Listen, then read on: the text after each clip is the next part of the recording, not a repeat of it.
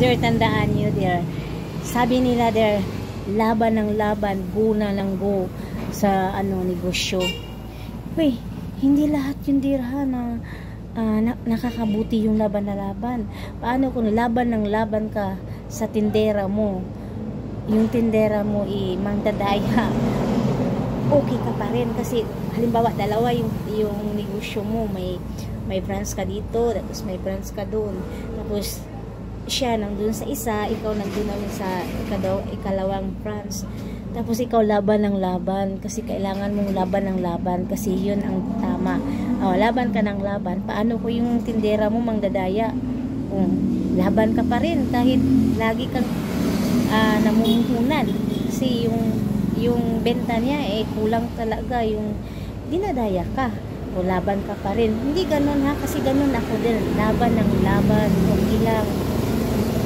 Okay lang yun pagdating ng panahon, mga ilang araw, ilang buwan o sa katagalan yun, makukonsensya na yun. Hindi ganun din ha? Kasi pag makukonsensya na yun din, kusa na yung aalis, pero ikaw nadaya ka na, lagi ka na lang dumagdag ng puhunan. Naintindihan niyo ako? Sino makarelate dito ganito, dear? Ha? Kasi ako noon, napag-isip ko, sayang, ang dami talaga yung benta ko, ang dami ng fruits ko. Yun, every week ako pupunta ng CDO, tapos yung puhunan ko is 90,000, tapos ibibenta, tapos may may mga tindira ako inaasahan ko, doon ako nagtatrash, tapos alam ko naman dinadaya ako kasi yung ibibigay niya sa akin hindi talaga sapat, no? So sabi ko, makukonsensya lang ito sa katagalan, ilang buwan, tapos masumhan na ni madugayan, makonsensya, magilty ni.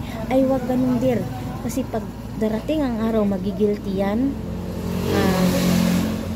darating ang araw na parang makukonsensya na yan, kusa na yung aalis, kusa yung maghahanap ng reason.